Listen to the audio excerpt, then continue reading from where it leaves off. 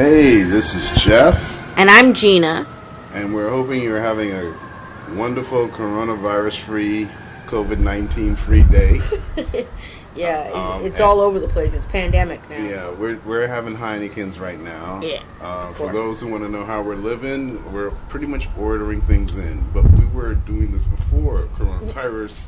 Before it became internationally known. I'm sure it was around before then, right? Yeah, we've already ingrained ourselves into the practice of staying inside. Yeah, Pink Dot, you know. And then the place here, they came here yesterday and they offered to switch out our mattress. You know. Oh, and gave us allergenic pillow covers, special pillows. Yeah, special pillows for allergies. And right, and they also let us know that they were cleaning everything. They were being antiseptic to everything. And they gave us notes, and they've been, keeping us informed and keeping us alert. So that's how we've been dealing with it on this end. We bought tickets in October to this event over at NBC Universal called Peacock Live. Right, it was supposed to be a bunch of people there who work for either NBC or Universal. 2-day event. They canceled that about 2 weeks ago. They said that they were going to do some kind of reschedule. They didn't know what. Yeah, so we're set to meet a bunch of NBC and Universal executives. You knew Jay Leno when he met your family way back when you lived in Boston, right? Yeah, we met Jay Leno in Andover, long time ago when I was a little kid. Jay. I think Jay changed my diapers at one time. He used to play with me when I was a little kid. You know, and he did. Well, Jay was an up and coming comedian at the time. You know, and everybody knew him as he was the life of the party.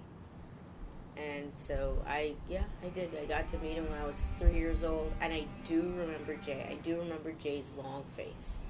I do remember seeing that. But it was dark. It was like dark. You know, it was a party. It was an adult party. I was a 3-year-old kid. I shouldn't have been at the party. But what do you mean? That's what Bahamians did back in those days. You know what I mean? Wherever they were. They'd drag your kid out, 2, 3 a.m. in the morning. I think I probably fell asleep before the party was over, you know. And everybody was like, "Oh, how cute! Look, you know what I'm saying? As the only kid at the party, that was awesome." You know what it is to be the only kid at a party full of adults, and they're all drinking and doing shit. You know what I mean? We fucking have a free for all. Yeah, well, that's the way they run in Parliament now down in the Bahamas. Yeah, exactly. Yeah, a bunch of kids. It's just one. Exactly. Peter Street bully, but. But I always remember Jay to be very lighthearted and very comical and funny. I mean, at any rate, we're here now, and we hear there's all kinds of upheavals going. There's a mad land grab going on in the Bahamas. How about Toby Smith? You've met him. He's a Rotarian brother. Well, you got to give more information. Is he an artist? No, he owns a business, right? And apparently, I'm finding out that he owns the Lighthouse. Was it Lighthouse Point Restaurant or something like that? Whatever he wants to try to build on the west end of Paradise Island. Paradise Island, yeah. He owns some Crown land, or he's renting some Crown land from the government. And that he got it from the Ingram administration, which was 8 years ago. Right. And there's been a battle in place, and just recently you found out this administration, this government administration, that is politically affiliated with the Ingram administration, which gave him the They're land. Both F&Ms. Yeah, which gave him the land, has now reneged on that deal and chosen Royal Caribbean Cruise Lines to give them the land instead. So or attempt to. So there's this media battle. Yeah, well, Minnis likes to sign heads of agreements with different companies and stuff, and he doesn't research the company. All right, he doesn't do an EIA. That's an environmental impact assessment. So basically, and he loves to sign. No, I didn't mean to cut you off, baby. I love you.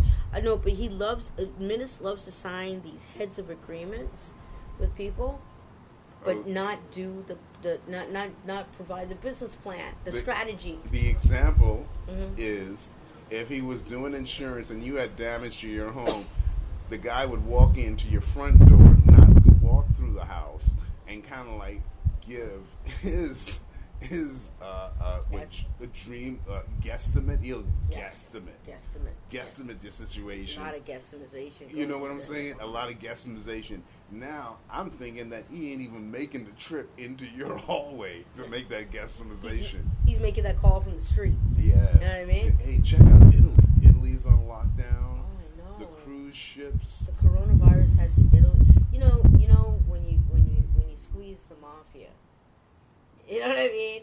And then you realize everything is dropping, right? Everything around the world, all economies are dropping after the mafia gets squeezed. Does that mean that this world runs on the black market? Without the black market, this world can't run? Whoa! I definitely know the Bahamas has been doing some black market. They've been, But the coronavirus is opening up a lot of things. It's exposing. It's exposing a lot of things. It's exposing the weakness in each country economy. Yeah. And it's attacking the economy. It's attacking the economy. Yeah. Yeah, and lives are lost, and we're terribly sorry. Jeff, I feeling that, but there is some things you all got to look at: your neighbors and your cities and your communities. But Rome is like a ghost town. Italy, Rome, and Italy did business with China. Yeah, that's what. When you do business with China, means that China need to bring their workers into your place and bring the coronavirus as well. Apparently, allegedly.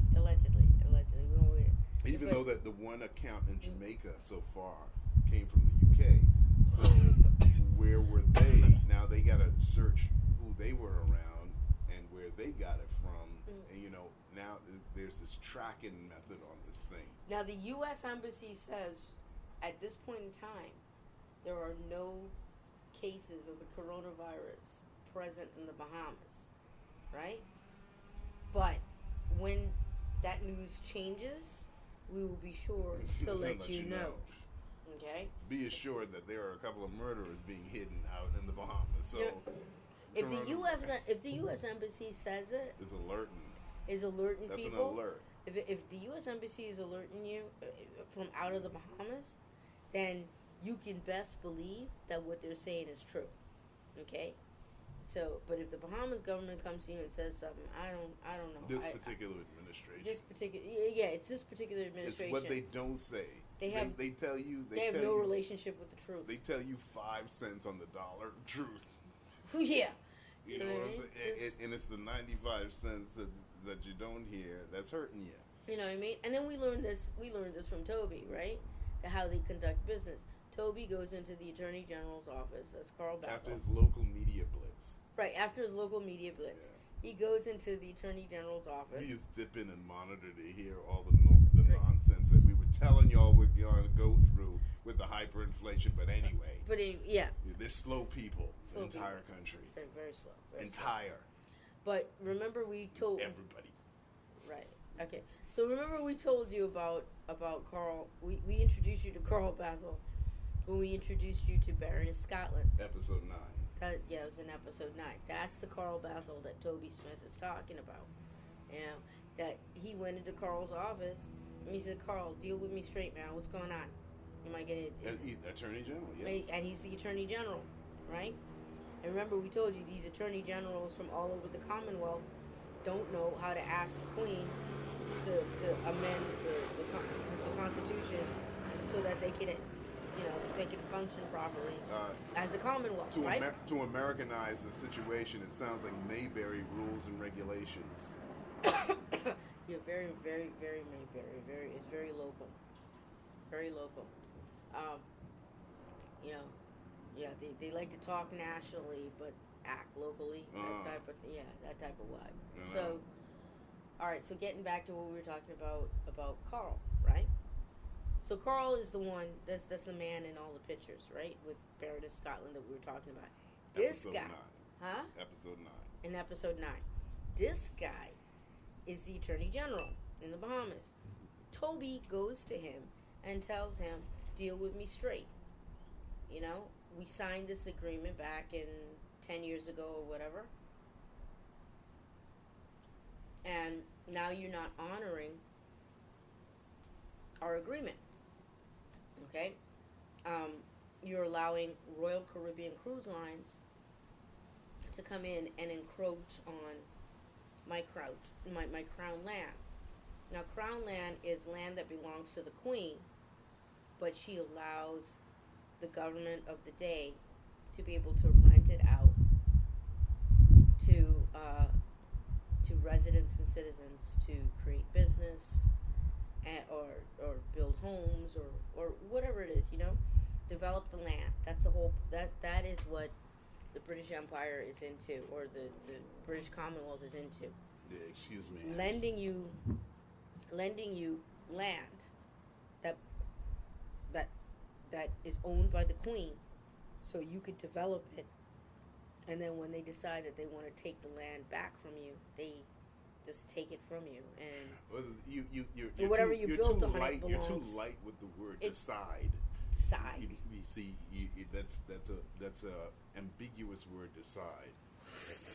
I What's happening is it's apparent that this administration realized that they ain't going to get back in. They're not getting reelected. So they're looking. Bahamian people hate them so much. They're looking to cash in. Yeah. In any way that they can, and it just looks shabby, and they're not on the. So. They're not on the country's run. No, they're not. And the thing with Toby's investment is only like about maybe $2 million, right? But he's going to hire 50 Bahamians. Royal Caribbean's investment, of course, is going to be in the billions, right? Eventually, or millions. Let's say millions. We'll say million. It's going to be eventually. They're going to make billions. They're going to make billions. They're going to invest millions. But whatever, it's billions and millions with Royal Caribbean. Right? And that's what the government is looking at. Now, should we give it to a Bahamian who's only going to employ 50 people the most, right? And have a little business going? Or should we give it to Royal Caribbean who has a tendency to bring in billions of dollars into this country? Let's take a chance with Royal Caribbean instead of taking a chance with a Bahamian. That shit is wrong. That is wrong. You give it to the Bahamian first before you give it to the foreigner. You're ruining your country. That is wrong. Well, we've already left, so I mean, we left. We think it's already ruined.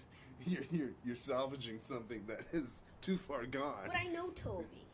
You know, this is the thing, Jeff. It's that I know Toby. You know, he's a Rotary brother. I know a bunch of people there, and the hustle is on, and I ain't into it. I don't believe in it. If you have to hustle. At something that you're good at, you know, and I'm not talking about networking.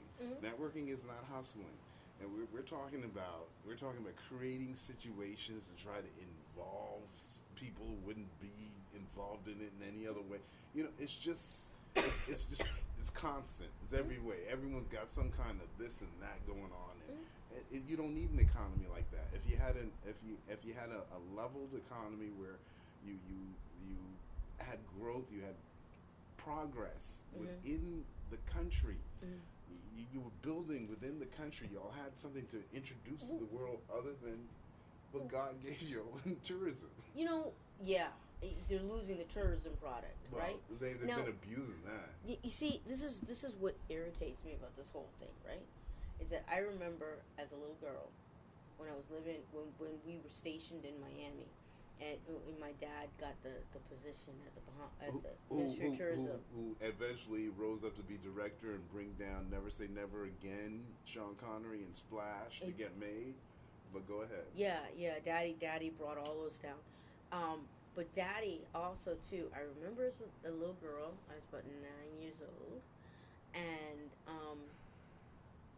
he noticed that the cruise ship industry in the Port of Miami was doing very well.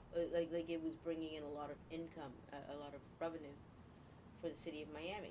And he said that he wanted something like that for What the year Bahamas. was this? What year was it? Jeez, this was 81, between 81 and 84, during the Cocaine Cowboys Nation for Sale Gotcha. situation. Gotcha. On What- Time Magazine. Okay. And Miami Herald and all that, right? Right. Miami Herald Nation for Sale thing. What Daddy did was he talked to Pinland about bringing cruise ships, about making the Bahamas a port of call, and he hooked up with a cruise ship organization. I can't remember. I remember what their logo looked like and everything, but it was a Caribbean cruise ship organization. He signed the Bahamas onto it, and ever since then, cruise ships are becoming regularly to the Bahamas, right? And that's what's been helping the revenue of the consolidated fund. Helping. It has been the major support, apparently. Apparently, it's been carrying. He's been carrying this shit. You know, Yeah. we've been here, yes, enjoying life, but the work that we're doing also is trying to develop our scripts, which we, and take them to the next level, and that's not including, other things that we're trying to do, and it's so easy to, from what we went through living in this third world environment, to what we've been able to accomplish in the amount of time, and trust me, the finances there on an island, they've quadrupled. Quadruple is maybe 7 years ago. It's too expensive to live on an island. It's just too expensive. Not only that, one of the major grocers there, Rupert Roberts, who owns all of the Super Values down there, apparently he only has 2 months supply in storage. 2 months food supply in storage. So coronavirus has affected everyone's. So the minute that the U.S. government shuts down their borders in the U.S., that means that the Bahamas only has 2 months supply of food. Take that to your fucking bank. And we say this in most loving and passion. You're supposed to develop your agriculture. You're supposed to have that. You have the sun. You're supposed to develop solar power. They got Bamsey. They got goats and bananas and shit like that. But they got so much corruption blocking stuff from the people, and it doesn't make any sense. They're saving it for the 8 families that run the fucking country. They're saving it for the 8 families. Well, let's see how they survive. Yeah. Because see how long it's gonna last. Because I don't think it's gonna last. If you only have 2 months supply of food in your warehouses, right, and you are 15 minutes away from the United States, and the United States already showing you that their shelves, the products are going missing off of their shelves. We already told Juan. He up here on his radio show talking about, y'all need a plan. You'll need a coronavirus. The government needs to make a plan. At this point, if there isn't a plan, you need to figure out how to get your ass out. They're not on your run. They're not on your run. What's your plan? They're looking to the billionaires to pay them out. They've already checked out. This administration has checked out. As far as I'm concerned, they have checked out. And they've sold out all the people.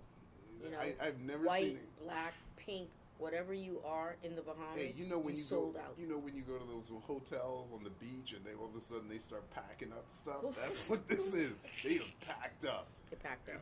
They closed the umbrella. They're gone. They dragged that lawn chair off the sand. It's in the back of the station wagon. You know what? Hey, remember that conch shell? It's just a memory. Yes. I never seen nothing like it. Never. We got out. I telling you, the decision for us to get out was, we knew we were leaving. The decision to get out was pushed way forward because of Hurricane Dorian. We realized they had no strategy. That's why we pushed out and we left. Strategy. No strategy, Jeff. It looks like they barely have a strategy to steal the money. They're doing it so poorly. You know what I mean? No, but they're down to stealing crown land. Reneging on just arbitrarily. Just arbitrarily. I'm in here. I looking at I'm this. going to give this to Royal Caribbean. Yeah, I want this money. I want my cut. I want my cut. It's like, oh, really? No honor of anything in the past. It's like it's a whole new country, folks. It's a whole new country. How would you like that every freaking 5 years? And I don't understand why Menace hates. Listen, what I don't understand, why does Menace hate the Ingram administration so much, or he hates Ingram and anybody that was attached to Ingram. He's an insecure individual because this nigga is fighting ghosts. He grew up on Peter Street. That's why he's insecure. And fighting things from the past and fighting his own insecurities. You know, you would have thought he, being a doctor, he'd achieve something that he'd, hey, okay, I feel good about myself. I don't need.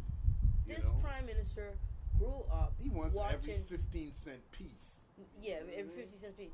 He grew up in a neighborhood watching crazy Haitian and Jamaican women take off their panties and walk up and down on the road and threaten people.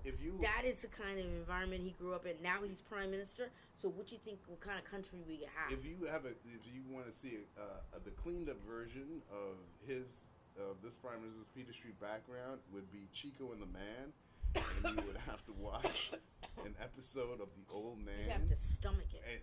And, The Old Man, and keep in mind the old man is this prime minister's father, and that outside of this garage, this gas station garage, that they have this set. They're the richest people in the ghetto. Thank you. They're the richest people in the ghetto. Thank you. So the head ain't no good. They got 2 potatoes and no one else got none. Exactly. Oh, potatoes, mind you. Exactly. Oh, take a look in your cupboard. How many potatoes you got right now? Exactly. Okay, if you got 5 or more potatoes. So they were gaslighting everybody through Peter Street as they were growing. They were gaslighting You could have walked back in time into that neighborhood and been the bigger him. And Offer your 5 potatoes. But you know what the thing is, right, Jeff? This is about the wealth of nations, right? Adam Smith in The Wealth of Nations, when he wrote that in 1776, during the War for American Independence, he stated this. He said, if there's a community of 500 people, and 499 people are living in poverty, then the one rich man is the criminal. Oh. He's a criminal. Oh, there you go. Hey. Adam Smith laid it on the line. So that's how come George Washington could get the war for American independence completed and successful. Well, you see, because you're dealing with criminals over there in Britain. Apparently, it hasn't ended. Look at the way that they invite Meghan Markle into the family. They give her all of this and that and all of the title and that. And then they gaslight her. And then so quick to take it all back. I never seen anything like it. And then you look at Duchess of Indian Windsor. givers. You know what I'm saying? Just royal niggerish. Exactly, royal niggerish. What are y'all on? Awful. And then all of a sudden there's this reporter talking about using an American derogatory term to describe Meghan Markle. And let me tell you, and to describe her as trailer trash. And you know what? And this is where this British woman is. This is where we draw the line. That's where we draw the line. I don't know who this pretend well spoon-fed individual is, for her to be looking so far over here to try to make a name for herself. And she got a slave mentality. And doing it in a negative way. You trying to back up this Commonwealth thing that is more common than wealth, and Canada is the only one that figured it out. They don't even have a proper constitution to police the damn Commonwealth, and then you got the nerve to make noise and talk about Meghan Markle is trailer trash. Girl, you better close up your tongue. Roll that tongue back up in your mouth. No, we're not putting up with that. We just call a person like this with her mouth like this is someone with dirty panties showing. You know what I'm saying? You're simple. Simple, man. And you can't. You don't discuss people like that. You're not gonna make a name off of her. And like you're that. not gonna having that. No, nobody's having that shit. You choose someone else. Yeah. You know what I mean? Go the rap route and see how they fucking handle that. How are they comparing Megan to the Kardashians? They're just, it's simplifying. They're trashing all of American culture. And they're trashing all of American pop culture. They're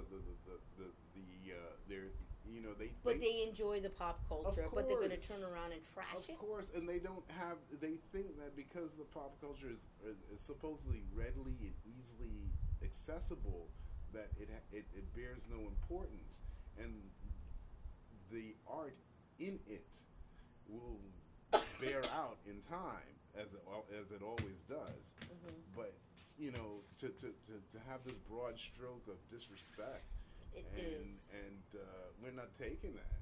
No. We're not on that run. No, because there's no need for it. It's unnecessary. Peddle that shit elsewhere. Exactly. And then you know what? There was another young British female reporter. Is it an official reporter or is it a podcast? No. She's an official reporter. She was there in the media circuit, outside of whatever the event was, and she said that she was texting, right? She was texting out, to social media, that she could not believe the snide comments that were made by, and she described it like this: middle-aged white men and old white men in the pool, in the British tabloid pool circuit. They were all making snide comments about Meghan, basically blaming her for this being Harry's last royal engagement, and they were talking nasty about her in the media pool circuit while they were taking photos of her. Well, we all know that all the British men come down to the Bahamas and the Caribbean, other Caribbean islands, they looking for that which Harry got. Yeah. So, I mean, it's all jealousy there. That's all jealous talk. There was jealous talk, Harry got a sweet thing, and they all jealous that they can't get that. Yeah, and there's no one that's do pettifogging better than the British. Exactly. Piers Morgan, especially. Piers Morgan is the king of pettifogging. Hey, King is not good enough. Make him the Pope. He's Pope, he's in charge of the church and the state. You know what I mean? Just papal nonsense. You know what I mean? Out of his mouth. Piers Morgan is awful. 2-year contract left. Didn't Howard Stern say something about Piers Morgan? Oh, well, that's when he wasn't going to make it here. He took over that Larry King gig. He took over Larry King's show, and then Howard said, "You ain't gonna make it here." Yeah. I could already see that. Yeah. And Howard was right. Yeah. And basically, because Piers went back to Britain, doing the same. Had to go back. Petty flogging crap. Yeah, that's his that thing. He was trying to do here in the United States. Yeah. That same petty flogging he's trying to do here. Pettifogging is pettiness for those who don't just know. It's extreme pettiness. Just spreading it around for no reason. It's not even no regular pettiness. It's gross. It's gross. It's the same stuff that's happening to Meghan. And it descends on things. Trying to take away title and what you want to take away the heel of the shoe too. You know what I mean? Just how far you want to go with this? Like how do you how valuable do you think this monarchy is? It's been going on for too freaking long. You know what I mean? And then now they're getting. Hey, Mickey crazy. Mouse figured out they had to buy Star Wars and Marvel. So I wonder what the royal family gonna figure out. They tried to buy this Meghan Markle, and what you rejecting it? You gonna make it difficult? She rejected them because she's an American. She's not gonna put up with that. Nobody's gonna put up with that. No, not the way that treatment was. That's just awful. There's no reason to be gaslighting people to that extent. And it is gaslighting. We recognize it as gaslighting. Or gaslighting people at all, I mean. It's gaslighting and it's bullying. And no, we're not going to tolerate that. Absolutely. Not from Roman slaves. Ex-Roman slaves. You know what I mean? Y'all know y'all was picking up rock from that time for Caesar Augustus. That's why y'all got that funny look now. You know what I mean? George Washington had to put you in your place. Leave folks alone. Exactly. We ain't on your run like that. Nobody is on your run like that. Y'all been doing this shit since 12:15, babe. Enough is enough. Change the channel. Change the channel. Switch up. Upgrade. Oh, 2.0, huh? Yeah. Diana was telling y'all to upgrade from that time. Now we see what she was telling. Yeah. What she was telling the world. Just people need to upgrade, you know. Yo. Walking around here pulling on string to make toilet flush. Pulling on string to make toilet flush. That's so old fashioned. Exactly, and that's their whole attitude. You know what I mean? Yeah. You know, they out of the dark ages. This one toilet for 12 apartments. Oh gosh, I'm telling you, they don't get it. Amazon Prime is here. You know what I mean? But at any rate, until next time. This is Jeff. And I'm Gina. Hey, we're enjoying a Heineken. This is running through me like OJ through an airport for hers. But anyway. It's delicious. Y'all take care. Okay, all the best to you. All the best.